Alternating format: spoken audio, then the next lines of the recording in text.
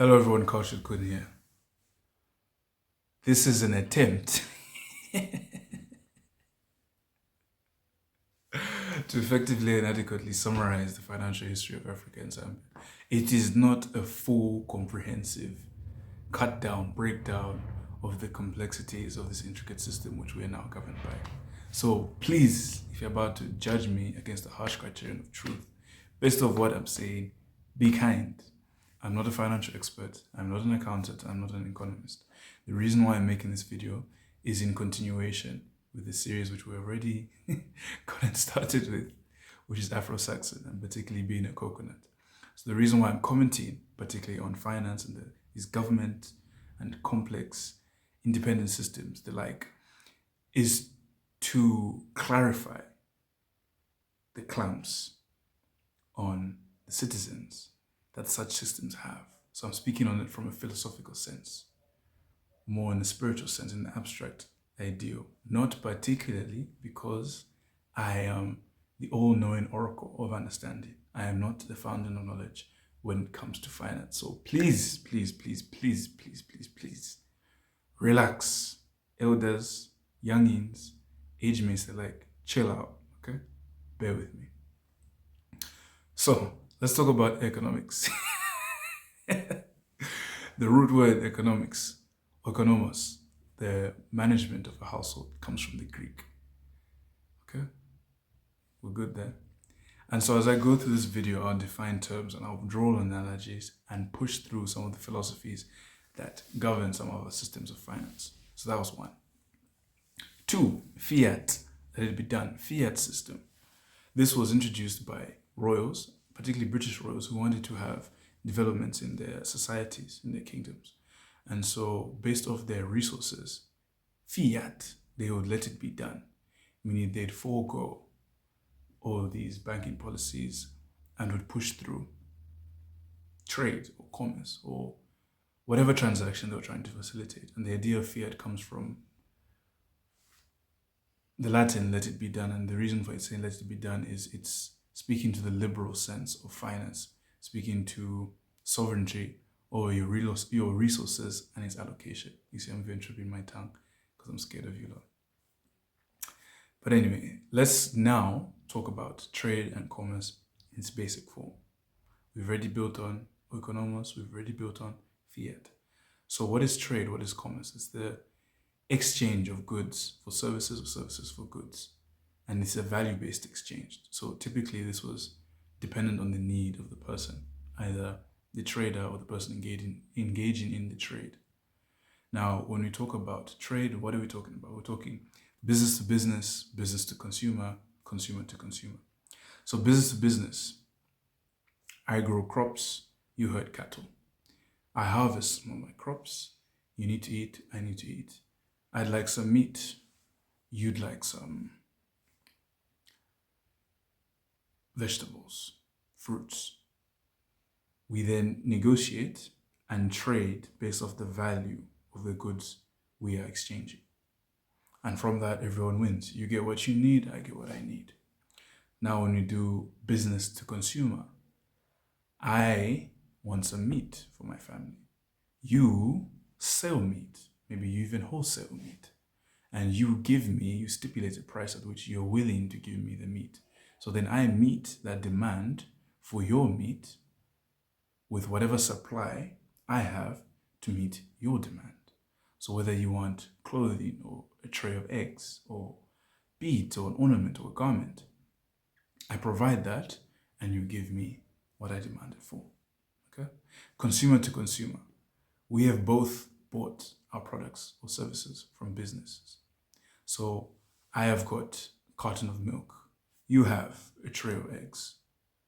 We then exchanged based off the value of our goods and services. We negotiate and come to an understanding of how many eggs for how much milk, whether it's a whole trailer of eggs for that carton of milk or multiple cartons of milk for that tray of eggs.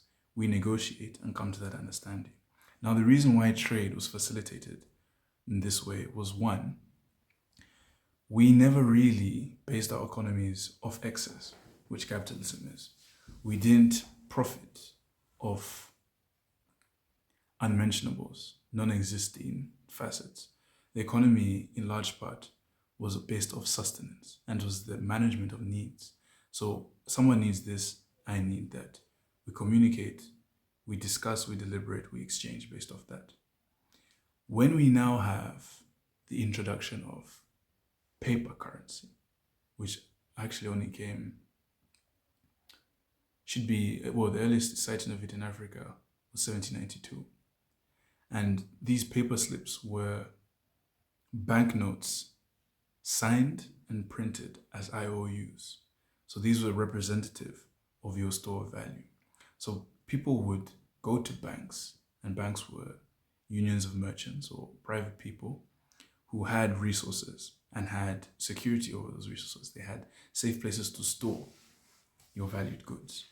And based off that, they would take interest of your goods for that security. So banks are, in simpleton's terms, security guards for your assets.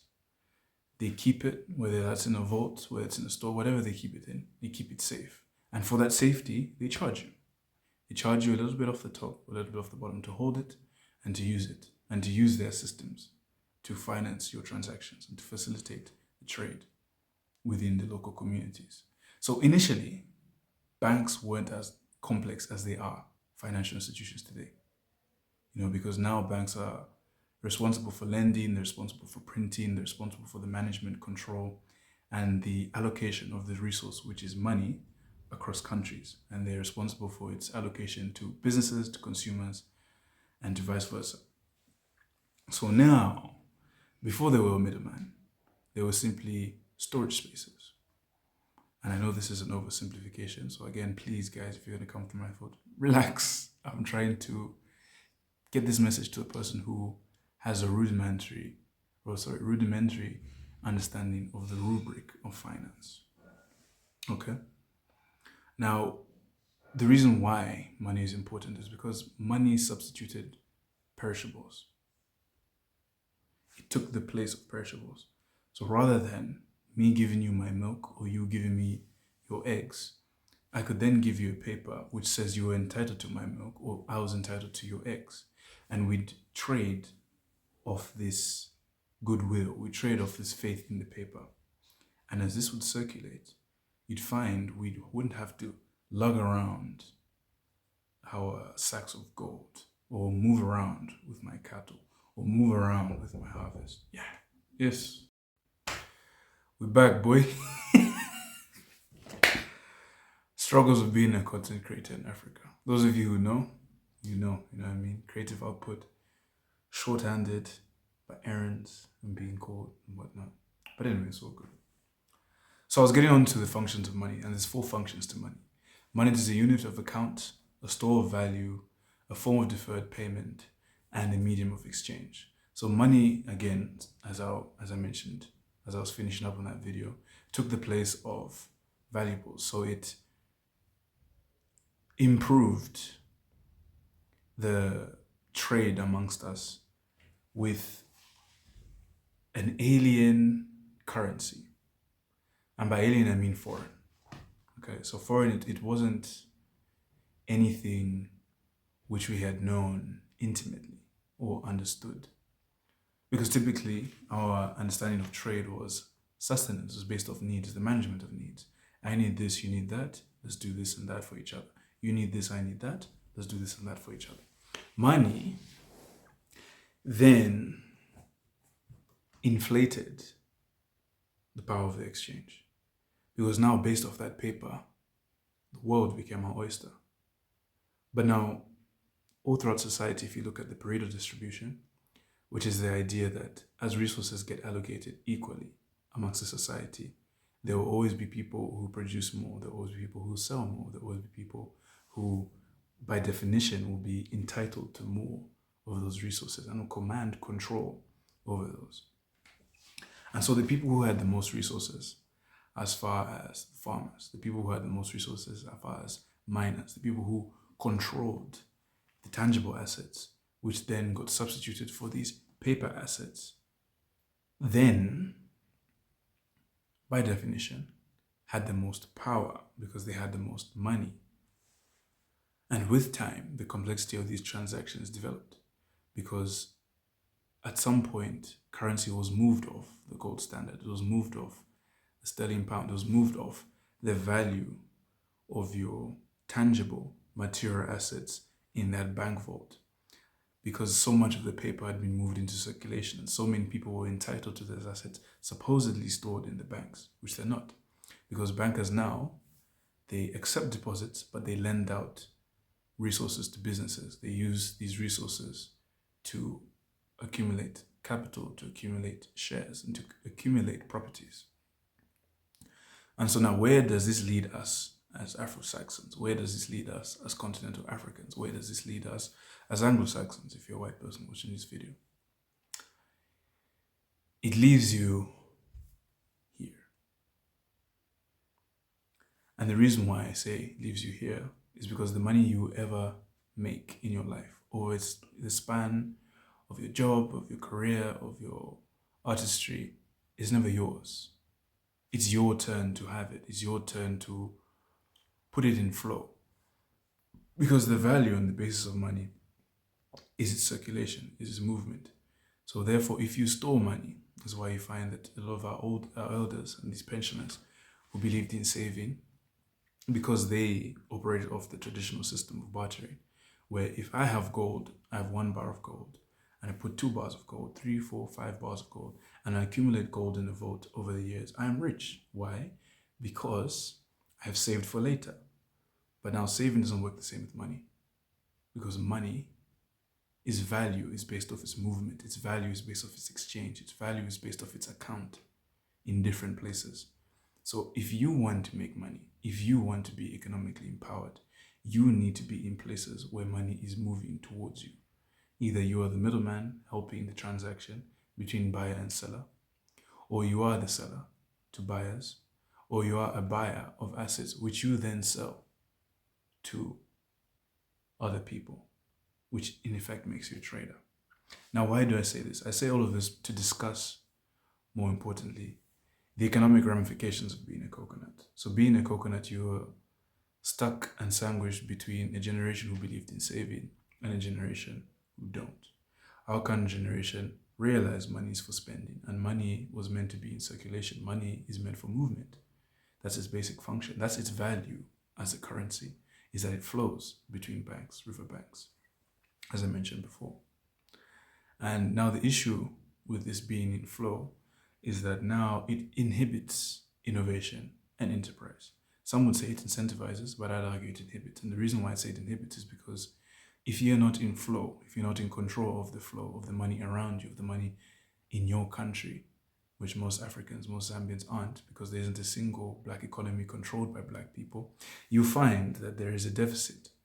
There's a devaluation of the currency, and there's a devaluation of the paper in your pocket. 1, because you have no ownership of the paper.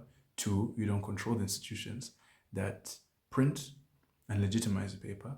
And 3, you don't actually know how much the paper is worth. You can't eat the paper, you can't drink the paper, you can't wear the paper, you can't really do much with the paper besides give it to someone else. And that's the economy we live in, this monopoly money that was substituted for our material wealth. And in large part, you see this playing out on a macro scale. Follow me. Enterprises with paper money, with these advanced and developed systems of finance, came to us, dealing with our tribal leadership, and exchanged paper for material wealth, copper for a paper, for an IOU. Once these governments, these state-owned enterprises, these merchants moved off the gold standard, moved off backing their resources by material wealth because 1, they didn't have an overflow in abundance, and 2, they had no need for it. You then find that people with material wealth were somehow less empowered than people with paper wealth. Because this paper is stipulating that you have control, or you are entitled to said amount of wealth. Moved quicker, and speed kills. It facilitated more transactions at a quicker rate than you hunking your bars of gold, your copper, your trinkets. You go into a merchant, you go into a shop, you go into a bank, you let it down, they count, you argue, you negotiate, you deliberate. So you see, we found ourselves behind again. And this is in large part some of the basic reasons. I haven't done it appropriately. I know I'm not trying to mimic or mock, but that's in large part why you find places with the least material wealth, places such as Europe, places such as America, which comparatively and at least logically shouldn't command the financial power they do over Africans, have this because of our adoption of the paper economy. Had we stayed bartered, and I think we ought to return to bartered, we'd still command the resources because you have to touch it, you have to feel it, you have to be well aware and conscious of one, the amount you're commanding, two, the demand for that material wealth, and three, its uses outside of a form of delayed payment, a unit of account, a store of value, and a medium of exchange. There were so many things we could have done with our material wealth and our material resources had we not adopted the fiat system, which is again, let it be done. Okay? Now, I mentioned before that I believe the current finance system globally inhibits innovation and enterprise. And the reason why I say that is because a lot of people in Zambia in particular, part of the reason for the class divide, won't be entitled or won't be privy to access some of this paper currency.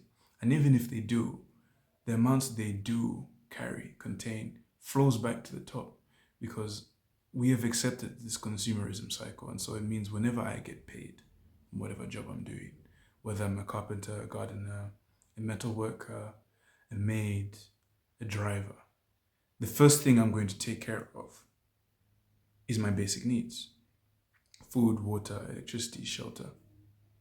And that's what economics is, the management of a household. So that's why finance came into play. Finance came to ease the transactions which helped you take care of your household. So first thing people think to do when they get the money is spend. And this is programmed in your belief in the system because the system believes in spending.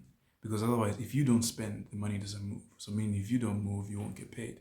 Because the money you have was in someone else's hands who spent it and the money is circulated. Because all the banknotes you've used, they're not only yours. They're not only in your hands. They've been used in the hands of hundreds, thousands, hundreds of thousands. Okay? So now, when we talk spending habits and we talk how destructive this has been to our lifestyles, when we talk how moving from material wealth to paper wealth has disrupted the natural order of things, when now your resources are infinite as opposed to them being finite. And now we use these assets not only to finance our needs, but our wants, which is in large part capitalism. Because capitalism is the idea of profits. And it's profit of products and goods and services. What profit is an excess amount of returns from what it took to make product and float it onto the market. So I make a shoe from leather for 1 kwacha. I sell it at 5. My profit, take away 5 from the 1, is 4 kwacha. Now you extrapolate this onto a macro scale. I extract resources at said amount. I process and then sell them back to the place where I got the resources at a higher amount. My profit is the difference between the amount it took me to extract resources and the amount it took me to process resources, plus the amount I made from sales of those resources. So you take those figures and you do the mental math yourself. Okay. Now, with regards to innovation and enterprise in large part has to do with problem solving. That's what the essence of entrepreneurship is. And if you're solving a problem, you have a water crisis, you have potholes in your thing, and the first thing you need to think about is how much money do I have? you have automatically killed the problem solving reason faculty in your brain. Because now you have another problem to fix, which is how do I get inflow of the currency running from the banks to the people, allocated amongst businesses and consumers to help me fix my problem. So you find yourself trapped in a system of finance, which, as liberating as it is also an entrapment, because you are entrapped by the banknotes, by the slips, by the coins, by the processes, by the rules of engagement, by the institutions, by the taxes, by the stipulations. And this is why I think as Africans, continentally and in the diaspora, I think we need to venture back to exploring bartering for goods and services, and particularly for the people on the lower side of the economy, is because you will never, ever have enough money to fix all your problems at whatever level of society you are, because there are people who control, as I've mentioned before, the flow of capital. They control via these institutions, via these banks. Yes, the banks also have bosses. They control the allocation of resources. And with the embrace of capitalism, there will never be enough resources to allocate to everyone to adequately solve the problems of the people, which initially what the bartering system was for, because bartering was a very real application of problem solving at its finest on a micro scale. And then even on a macro scale, you had then brought in goods which you would use as currency, whether it be salt, whether it be gold, whether it be copper, this, that, and the third. And taxes on top of those systems were to do with the redistribution of wealth, was to do with the commonwealth of the people. So if we have a big farmer who makes 20,000 crops, who harvests 20,000 crops, and he wants to sell them into market, but we know there are people who can't afford. We know there's people who are disabled. We know there's widows. We know there's this. We know there's that. And we know there's third. Leadership in the community would take off from the excess of those crops. Whatever he needed would be allocated to him, whatever was needed for the village. And the tax would be for the redistribution amongst the land, the redistribution amongst the people, so that everyone adequately was sustained by his efforts to make profit at the market. Now you grow that. This was principle established 5,000 years ago in ancient Egypt by the pharaohs, where they take 20% of your grain harvest of all farmers to spread amongst the people, particularly the paupers, particularly the slaves, particularly the people who weren't able to fend for themselves. Okay, so tax initially was a good thing. Bank initially was a good thing. Now, I'm not going to claim to be an expert again on this topic, but I wanted to discuss how it is a problem, our entrapment and our embrace of this foreign system of finance. Because one, the levers of power aren't in our hands. Two, the understanding of the mechanics is lacking, because I don't think it is ever properly explained as to what is the use of a bank, nor do they properly or appropriately advertise what it is they actually do. And there is a reason for that miseducation or misinformation, is to keep you in the dark. Because if you pull out from the system, if you redact or retract your subscription to their service, the bank dies. Because initially, banks were owned by the customers. Because if I put my gold in your house and you tell me you keep it safe, you owe me my gold and that gold back, which means you are indebted to me. And to service that debt, you see what I'm saying? So service, debt, resource allocation. But now, the buttons of power have shifted. And the buttons of power aren't with you. But knowledge is power, or at least potential power. Knowledge applied is real power. So with this little gander about finance, I hope you go on and do your own research. In Zambia we have 19 banks, all of which are incorporated locally, which means have to be registered with the state. We have 94 mining projects managed largely by 7 private companies, all of which are foreign.